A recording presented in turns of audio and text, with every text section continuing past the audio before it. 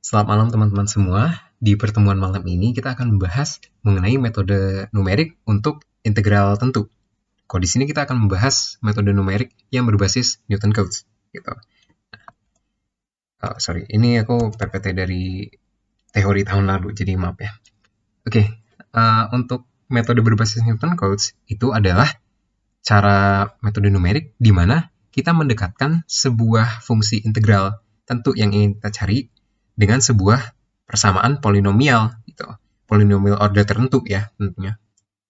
Nah, karena order dari polinomnya ini bisa banyak, misalkan kalau polinom order 1 itu kan berarti linear gitu. Itu nanti ada metodenya sendiri.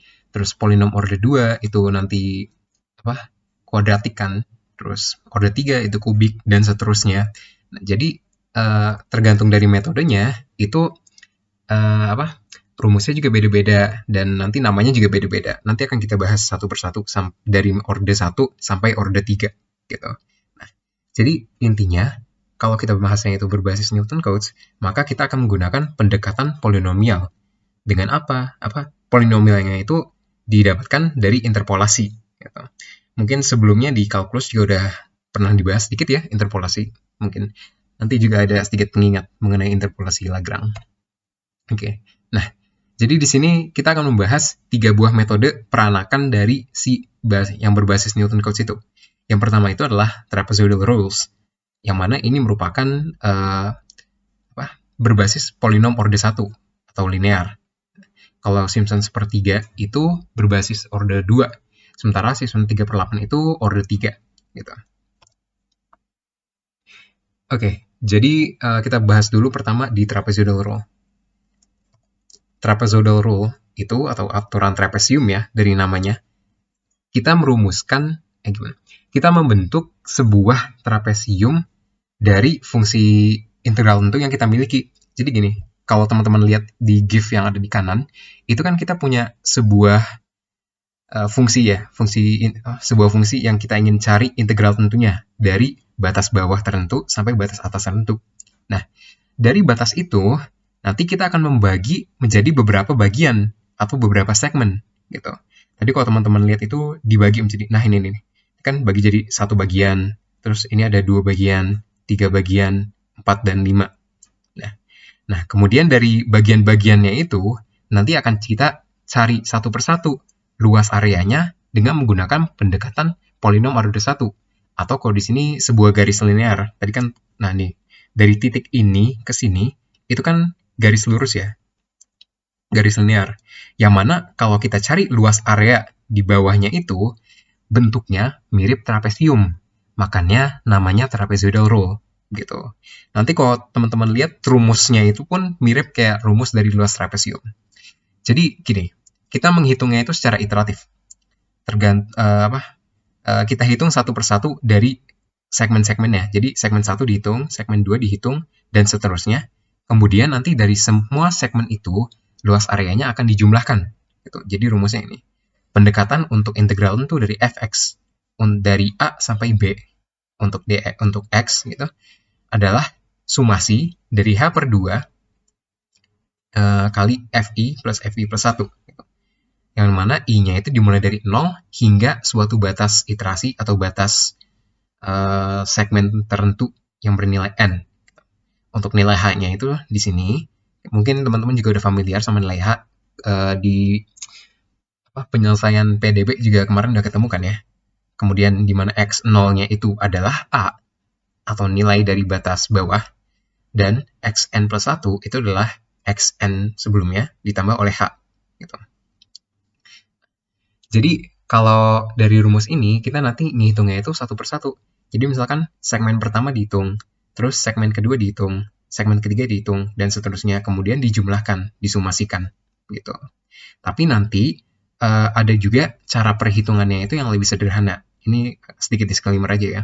Kalau ini kan secara iteratif. Nanti kita bisa menyusun suatu rumus komposit yang menyederhanakan perhitungannya. Intinya itu.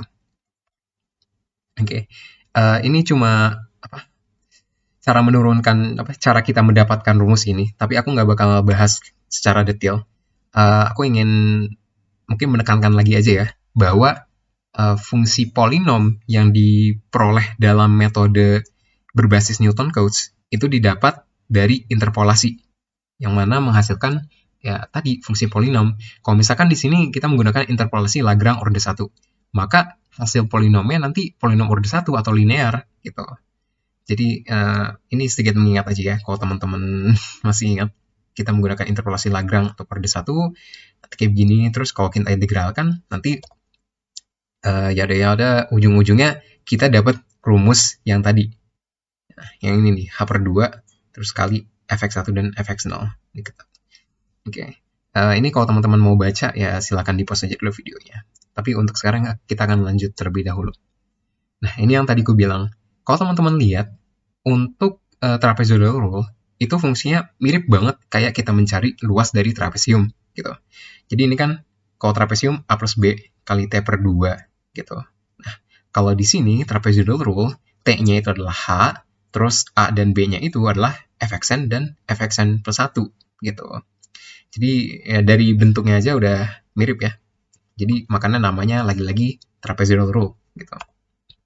Nah, ini mungkin sedikit algoritmanya aja. Sedikit catatan untuk teman-teman. Kemarin dari absensi sebelumnya ada masukan dari beberapa teman-teman yang menginginkan algoritmanya itu dijabarkan secara seperti ini. Ya, maka inilah ya. Jadi pertama, kita harus menentukan dulu dong tentunya fungsi fx yang ingin kita cari integral tentunya. Dan juga batas atas dan bawahnya. Gitu. Terus kita juga harus menentukan jumlah segmen yang ingin kita buat. Kalau untuk metode trapesium ini atau trapezoidal rule, jumlah segmennya minimal lebih dari minimal 1 lah pokoknya, di atas 1 atau 1 dan atasnya gitu. Tapi nanti untuk metode-metode lainnya itu ada syarat tertentu untuk jumlah segmennya. Kebetulan kalau metode trapezoidal ini lumayan sederhana. Kemudian kita hitung H-nya berapa gitu kan. Selang subinterval namanya. Habis itu kita barulah hitung secara iteratif yang tadi itu loh. Barulah kita ini kan, kita mulai masuk ke dalam loop untuk menghitung luas area dari masing-masing segmen secara iteratif. Gitu. Jadi untuk x0-nya dimulai dari x0, yang mana x0-nya itu nilai awal, kemudian xn plus 1-nya adalah nanti x1-nya itu pasti kan a plus h gitu. Kita carilah segmen pertama itu berapa luasnya gitu. Nah, terus nanti segmen pertama selesai, lanjut segmen berikutnya luasnya berapa. Itu udah selesai, lanjut segmen berikutnya luasnya berapa, dan seterusnya hingga semua segmen sudah terhitung gitu. Jadi ya intinya karena dia iteratif ya diulang aja terus yang ini sampai semua segmennya terhitung. Gitu. Nah, misalkan kita punya sebuah soal seperti ini ya, kita disuruh menghitung kita suruh mencari integral tentu dari fungsi persamaan ini. Yang mana kalau divisualisasikan, luas areanya bentuknya seperti ini. Gitu. Oke, ini kita mulai dulu aja. Jadi, dari persamaan ini, kita akan mencari integral tentunya untuk batas bawah 0 dan batas atas 4. Gitu. Kita misalkan bahwa kita ingin menghitungnya dengan 2 buah segmen atau 2 buah iterasi. Maka H-nya kalau kita hitung, itu berarti 4 min 0 bagi 2, yaitu 2. Nah, dari sini nanti bakal kita hitung satu persatu, dimulai dari segmen yang pertama gitu. Misalkan di sini. Ini untuk segmen yang pertama, maka kita butuh nilai dari fx0 dan fx1. X0-nya itu kan tadi 0, karena nilai batas bawahnya itu 0. Terus x1-nya berarti x0 ditambah h. H-nya kan 2, maka X1-nya 2. Nah, yaudah, kita masukin aja ke rumus yang tadi itu. Mana? Nah, rumusnya sini. Ketika dimasukkan ke rumus ini, hasilnya ternyata 16. Ya, nilainya kita catat dulu. Terus kita lanjut ke segmen 2. Segmen 2 membutuhkan X1 dan X2. X1 ternyata nilainya 2 kan tadi udah. Terus X2 ternyata nilainya 4. Dan ketika kita masukkan, ternyata luas area untuk segmen 2 itu juga 16. Yaudah, kita catat dulu aja. Jadi, pendekatan metode trapesium untuk fungsi integral yang sudah kita miliki tadi, itu adalah sumasi dari semua luas area segmen yang telah kita hitung. Jadi tadi segmen pertamanya itu atau segmen ke-0-nya itu 16, terus segmen ke-1-nya itu 16. Ya udah, kalau dijumlahin 32. Maka luas area dari pendekatan untuk integral definite-nya itu adalah 32 gitu. Jadi kalau untuk ini kita menghitungnya itu masih secara iteratif dengan rumus yang kita miliki. Nah, ini kan gimana ya? Mungkin di awal-awal tentang materi galat aku juga sempat menyinggung kan kalau ini tuh kalau dilihat secara visual aja deh, ini kan hasilnya kurang bagus ya. Kayak ini untuk trapesium yang ungu itu nggak memenuhi bentuk kurvanya secara sempurna. Sementara trapesium yang hitam itu dia malah overlap, jadi keluar dari kurvanya. Jadi bentuknya ini nggak sempurna. Lantas salah satu cara untuk menangani galat tersebut adalah dengan memperbanyak iterasinya supaya bentuk trapesiumnya itu juga semakin fit ke dalam kurva yang kita miliki. Misalkan seperti ini. Jadi misalkan jumlah segmennya kita perbanyak jadi 4 gitu. Nah, nanti keempat segmen ini akan dihitung, kemudian luasnya nanti bakal dijumlahkan. Misalkan seperti ini gitu. Ini segmen pertama jumlahnya luasnya 10,5, terus kedua 6,5, 3,5, dan keempat 7,5. Ketika dijumlahkan, ternyata hasilnya adalah 28. Dan kalau dilihat secara visual, juga dia cukup lebih baik dibanding dengan yang tadi kan ya, dibanding dengan yang ini. Gitu. Terus gimana kalau misalkan kita tambahin lagi? Misalkan jumlah segmennya kita makin banyak, jadi 8 gitu. Ternyata pendekatan itu juga kayak lebih menurun gitu. Apakah ini lebih baik? Nanti coba kita cek secara eksaknya gimana. Okay. Tapi nanti ya, kita ceknya ketika udah ngebahas ini aja. Oke, jadi itu adalah perhitungan metode trapezoidal secara iteratif. Tapi biasanya aku kurang tahu kalau kalian dimintanya itu nanti bakal menghitungnya itu secara iteratif seperti ini atau secara komposit. Yang kumaksud dari komposit itu adalah rumus yang udah disederhanakan. Jadi gini. Di baris paling atas kita kan punya rumus iteratif yang tadi kita punya ya. Jadi sumasi dari H per 2 terus kali FI plus 1 gitu. Yang mana kalau kita jabarkan itu seperti ini. Jadi H per 2 dikali, nah yang F0 plus F1 ini itu artinya Fx0 dan Fx1 ya. Jadi ya dikali oleh F0 plus F1. Yang mana F0 plus F1 ini adalah perhitungan untuk segmen pertama gitu. Terus F1 plus F2 ini perhitungan untuk segmen kedua. Dan seterusnya hingga perhitungan untuk segmen terakhir. Nah, kalau kita pecahkan baris yang kedua ini, itu nanti kita notice sebuah pattern nih. Jadi H per 2 dikali F0 plus 2 kali F1 plus 2 kali F2 dan seterusnya hingga Fn. Gitu. Di sini kita bisa melihat bahwa semua nilai F selain dari F0 dan Fn itu nanti bakal kita kali 2 gitu. Nah, maka karena kita udah tahu patternnya kayak gimana, kita bisa merumuskan rumus iteratif tadi dalam sebuah rumus komposit seperti ini yang sudah disederhanakan. Jadi H per 2 dikalikan F0 plus sumasi dari 2 Fi untuk I yang dimulai dari 1 sampai N-1 gitu. Jadi semua perhitungan F kecuali F0 dan Fn itu akan kita kali 2 dan kita sederhanakan dalam notasi sumasi seperti ini. Terus akhirnya juga ditambahkan oleh Fn gitu.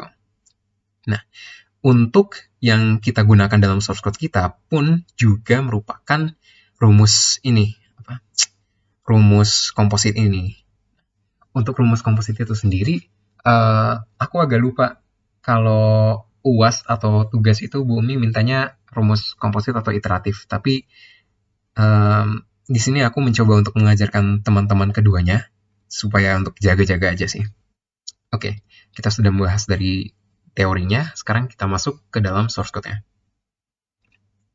Pertama-tama kita coba cari dulu ya. Ini. Kita coba rumuskan dulu fungsi tadi dalam sebuah fungsi anonim. Scoopy, oh ini udah ada nih. Oh ya, ini udah ada, sorry. Oke, Jadi di sini kita punya fungsi anonim x kubik min 4x kuadrat plus 12. Sama kayak fungsi yang ada di dalam integral ini ya. Dengan batas bawah 0 dan batas atas 4. Kita coba cari integral tentu dengan menggunakan fungsi integral seperti ini. Gitu. F, kemudian masukkan batas bawah dan batas atasnya. Nah, ternyata luas area di bawah kurva F untuk 0 sampai 4 itu adalah 26,667. Gitu. Jadi luas dari yang ada di bawah kurva ini itu 26,667. Gitu. Nah, sekarang coba kita hitung dengan trapezoidal tadi kan ya. Sebenarnya agak ngulang aja sih, sama aja. Tapi nggak apa-apa. Sini kita coba ini trapezoidal F. Oh ya, sorry. Kita bahas dulu sorry. Di sini kita punya sebuah fungsi trapezoidal yang menerima sebuah parameter F, bukan fungsi anonim dari ininya ya, dari integral tentunya. A itu adalah batas bawah, B adalah batas atas, N adalah jumlah iterasi atau jumlah segmen. Gitu. Dan dia akan mengembalikan T, di mana T ini adalah hasil pendekatan dari luas area di bawah kurvanya itu. Oke. Nah, habis itu nanti pertama akan dihitung dulu H-nya berapa, kemudian di sini kita akan menghitung X. Kalau di sini ini dia nge-initialize untuk nilai X0 ya, di mana X0 itu adalah A. Kemudian dia akan nyari F0-nya, di mana F0-nya itu adalah FA, gitu. Nah, kemudian, sorry. Nah, ini F0 itu dihitungnya di sini. Nah, untuk perhitungan sumasi itu, kita akan menggunakan fungsi looping. Kita sesuaiin ya, dari I sama dengan 1 sampai N-1. Kemudian nanti kan, untuk X-nya itu harus kita update ya, setiap iterasinya berjalan. Jadi X kita jumlahkan dengan H untuk setiap iterasinya, karena dia berjalan terus-menerus kan. Dan kemudian S-nya itu juga akan kita jumlahkan langsung dengan S yang sebelumnya. Gitu. Dimana kalau untuk dalam sumasi ini, dia F-nya akan dikalikan 2. Gitu. Jadi makanya S plus 2 kali Fx. Gitu. Nah, ketika udah mencapai iterasi N-1, kita nanti bakal lanjut menghitung Fn di sini. Jadi Fn-nya itu adalah Fb. Oke? Nah, habis itu T-nya itu ada, untuk jumlahan yang ini, itu akan kita kalikan dengan H per 2, yaitu yang ini. Nah, terus nanti kita kembalikan nilai si T ini deh, gitu. Jadi kalau memang dari segi algoritma, ini agak sedikit berbeda dari yang sudah kujabarkan di sini, tapi secara garis besar, rumus komposit ini lebih mudah digunakan kalau kita tulis tangan. Karena, kita nggak harus ngitung berkali-kali, atau kita nggak harus nulis nilainya berkali-kali. Jadi misalkan kayak begini. Ini deh, di segmen 1, kita mencari nilai dari X1, gitu kan? Dan mencari juga nilai dari Fx1. Nah, di segmen 2, kita juga nyari nilai dari X1, dan Fx1 juga tetap dicari lagi kan nilainya. Kalau kita tulis tangan, itu agak meresahkan aja sih, kayak harus ditulis berkali-kali. Sementara itu kalau kita menggunakan rumus komposit ini, dia nanti tinggal kita kalikan aja dengan 2 gitu. Jadi rumus komposit ini sangat-sangat membantu dalam perhitungan manual. Dan untuk algoritmanya juga sebenarnya lebih sederhana, benar sih, lebih sederhana. Oke, sekarang kita coba menggunakan fungsi trapezoidal ini. Jadi parameter pertama itu adalah si F, kemudian batas bawahnya A, yaitu 0, terus batas atasnya 4, dan jumlah segmennya kita coba ya, yang tadi kan ini 2, apakah sama? Nah, benar ya, hasilnya sama ya, sesuai dengan hitungan iteratif kita. Jadi, mau ngitungnya secara iteratif, mau dengan menggunakan rumus komposit yang udah kujabarkan di sini, itu hasilnya sama aja. Tapi algoritmanya aja yang sedikit berbeda, gitu. Oke, terus kita coba lagi, misalkan 4 tadi kan, 8. Nah, sama-sama juga kan, ini 28, terus ini 27, gitu. Yang mana kalau kita bandingkan dengan nilai eksaknya tadi, itu ternyata hasilnya makin kesini, makin mendekati kan ya. Semakin banyak segmen yang dihitung, atau semakin banyak iterasinya, maka nilainya semakin mendekati nilai si eksaknya. Dan ya, alhamdulillah kali ya, cukup bagus. Berarti perhitungan kita untuk fungsi ini dan menggunakan metode trapezoidal itu stabil gitu. Semakin banyak iterasinya, sejauh ini kelihatannya semakin bagus begitu. Oke. Jadi itu adalah metode trapezoidal. Sedikit recap, metode trapezoidal itu mendekatkan bentuk kurva yang kita miliki dengan membagi kurva tersebut dalam beberapa segmen. Dan untuk setiap segmennya itu, kita akan menggunakan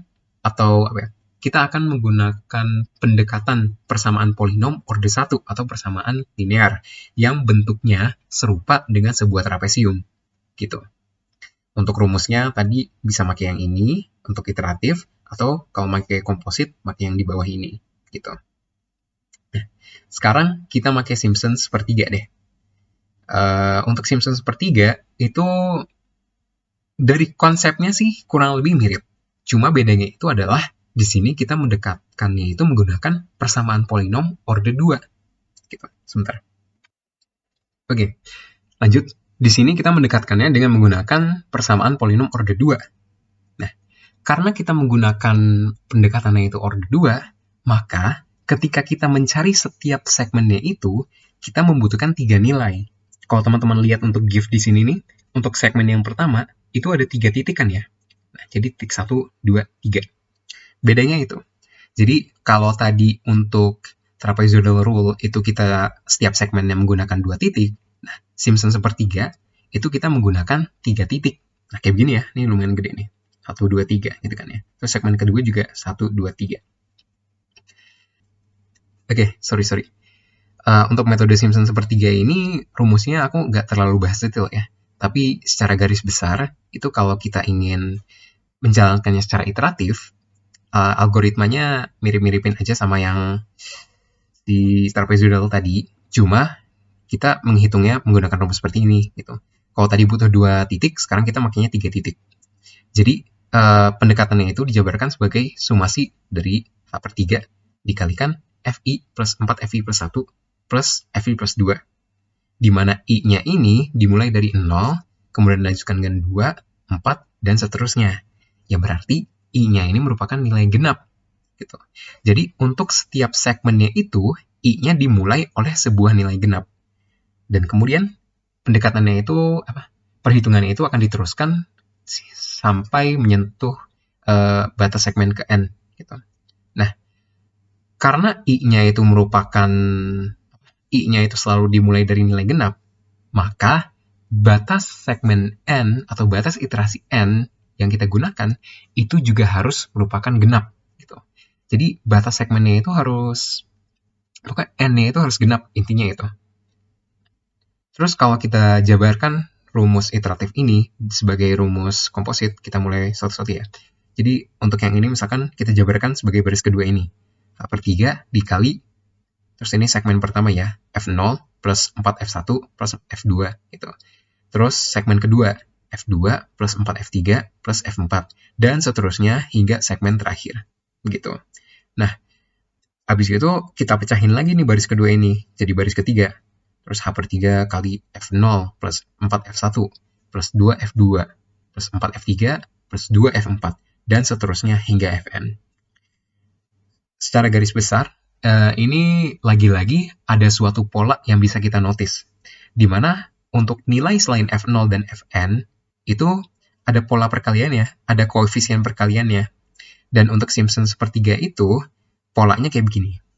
Untuk F dengan I ganjil, akan kita kalikan dengan koefisien bernilai 4. Sementara itu, untuk Fi yang I-nya bernilai genap, itu akan kita kalikan dengan koefisien bernilai 2. Gitu.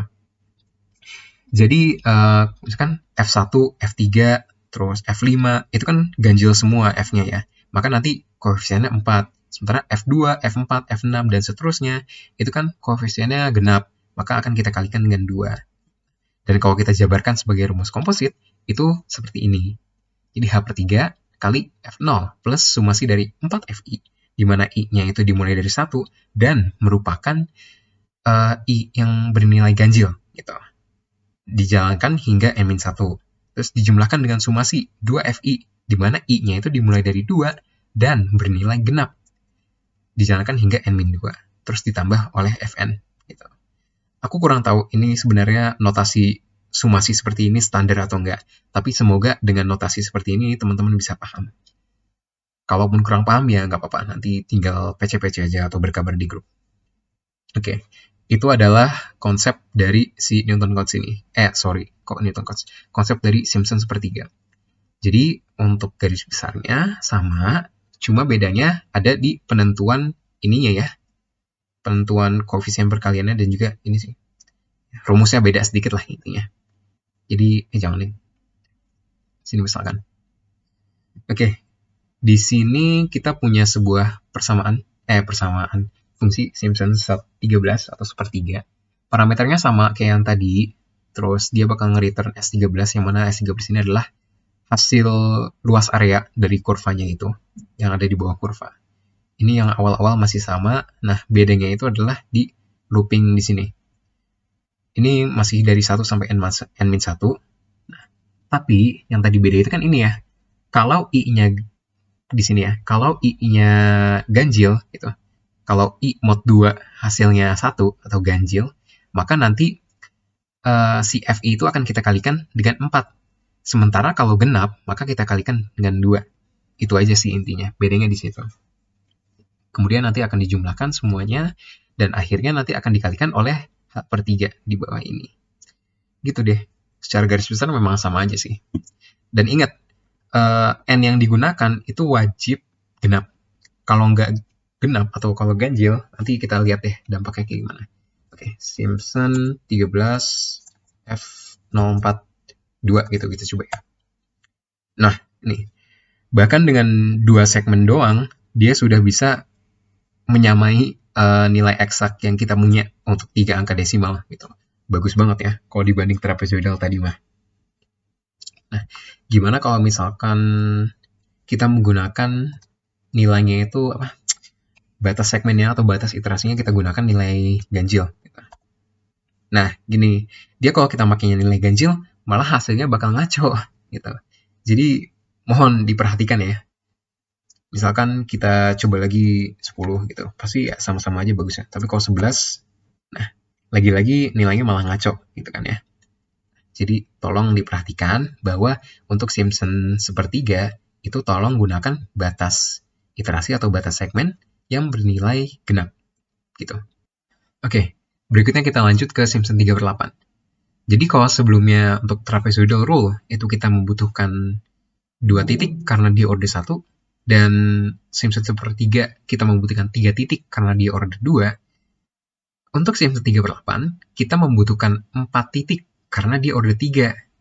Jadi, untuk setiap perhitungan luas area segmennya itu, kita akan membentuk sebuah persamaan polinomial order 3. Gitu. Makanya kita butuhnya 4 titik. Untuk rumus iteratifnya itu bisa dijabarkan seperti ini. Jadi, sumasi dari 3/8 kalikan Fi plus 3Fi plus 1 plus 3Fi plus 2 plus Fi plus 3. Gitu. Yang mana I-nya itu dimulai dari 0 dan merupakan kelipatan 3. Nah, gini. Kalau tadi Simpson sepertiga itu I-nya merupakan genap, atau kelipatan 2 sih ya. Kalau 3/8 itu dia I-nya merupakan kelipatan 3. Dan ini sumasinya dijalankan hingga tercapai N ya. Dan juga karena dia iterasinya itu I-nya ini dilakukan dengan kelipatan 3, maka batas iterasi atau batas segmennya itu juga harus ditentukan yang berkelipatan 3. Gitu. Nanti kita demokan. Kurang lebih sih kalau dia nggak pakai kelipatan 3, hasilnya kurang bagus. Kayak yang kayak gini tadi ya, kalau Simpson sepertiga, dia N-nya ganjil, maka hasilnya kurang bagus. Nah, dampaknya kayak gitu juga. Oke, kita lanjut aja. Jadi dari rumus iteratif ini nanti bisa kita jabarkan sebagai kayak gini, Y3H/8, kemudian dikalikan yang segmen pertama ini, F0 plus 3F1 plus 3F2 plus F3. Kemudian ditambahkan segmen kedua, F3 plus 3F4 plus 3F5 plus F6. Dan seterusnya hingga segmen terakhir, yang mana bisa kita pecahkan menjadi seperti ini. gitu. Lagi-lagi ada suatu pattern yang cuma ke-apply untuk F1 sampai Fn-1. Jadi kalau untuk Simpsons 3/8, polanya itu adalah 3-3-2. Yang mana artinya adalah untuk I yang berkelipatan 3, maka nanti koefisiennya itu kita kalikan dengan apa? Nilai F-nya itu akan kita kalikan dengan 2 gitu. Sementara sisanya akan kita kalikan dengan 3. Jadi untuk yang kelipatan 3 itu kayak F3, F6, F9 dan seterusnya nanti akan kita kalikan dengan 2. Sementara yang tidak berkelipatan 3 kayak F1, F2, F4, F5 dan seterusnya akan kita kalikan dengan 3. Gitu. Mohon maaf kalau agak belibet atau bikin bingung, tapi untuk rumus kompositnya ya kurang lebih kayak begini ya, seperti yang di bawah ini. 3H/8 dikalikan F0 plus sumasi dari 3FI, yang mana I-nya itu dimulai dari 1 dan bukan merupakan kelipatan 3, gitu. Dijalankan hingga N-1. Dan dijumlahkan dengan sumasi dari 2FI, yang I-nya itu merupakan kelipatan 3. Yang I-nya dimulai dari 3 dan merupakan kelipatan 3. Dijalankan hingga N-3. Kemudian ditambahkan dengan Fn di akhir. Gitu. Jadi lagi-lagi untuk algoritmanya sama, cuma bedanya itu menentukan ininya aja ya. Di sini aja bedanya, sama kayak yang tadi sebelum-sebelumnya. Jadi kalau tadi kan, ini. Kita punya fungsi Simpson 38 yang sama aja, di sininya sama aja, ininya sama, ininya beda sih. Kita lihat ininya dulu aja deh. Nah, di sini. Jadi ini tadi kan F0-nya di sini ya. Terus untuk sorry. If kita cek apakah I-nya ini kelipatan 3 gitu. Kalau memang kelipatan 3 atau hasil mod I mod 3-nya itu 0, maka kita kalikan dengan 2. Itu menghitungnya ada di sini nih. Nah, kalau dia bukan kelipatan 3, maka akan kita kalikan dengan 3. Itu menghitungnya di sini.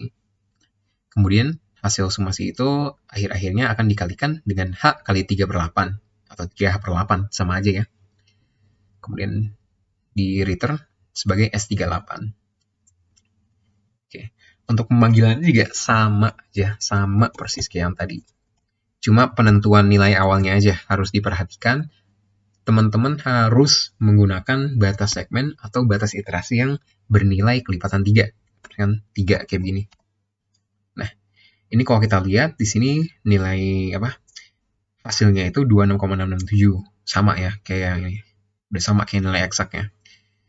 Mungkin nanti untuk penugasan kita akan sedikit menggunakan fungsi yang lebih mungkin sedikit lebih kompleks supaya kelihatan aja kayak perbedaan hasil dari trapezoidal, Simpson sepertiga dan juga Simpson 3/8 gitu.